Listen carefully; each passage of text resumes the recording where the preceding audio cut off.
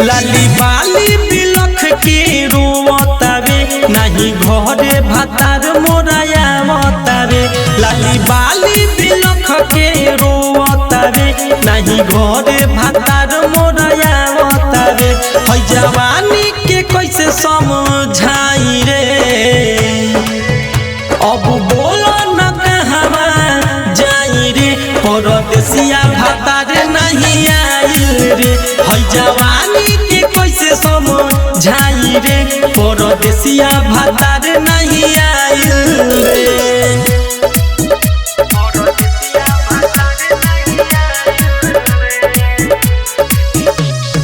Shweta digital recording studio चिरैया।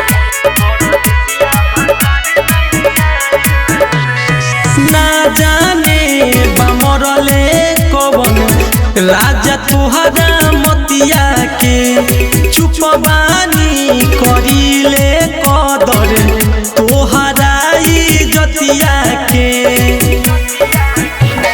ना जाने बमरले कवन राजा तुहरा मतिया के, चुप बानी करिले कदर तोहरा इज्जतिया के। मन करे जहर हम खाई रे, अब बोलो न कहवा जाई रे, परदेसिया भातार नहीं आइल रे। है जवानी के कैसे समझाई रे, परदेसिया भातार नहीं आइल रे।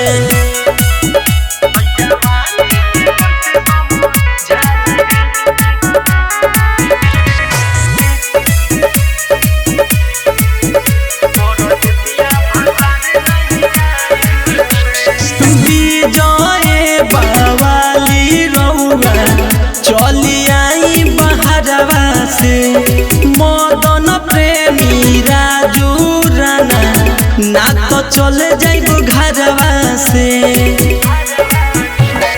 विजय बावाली रउआ चली आई बहरवा से, मदन प्रेमी राजू राना ना तो चले जाइब घरवा से।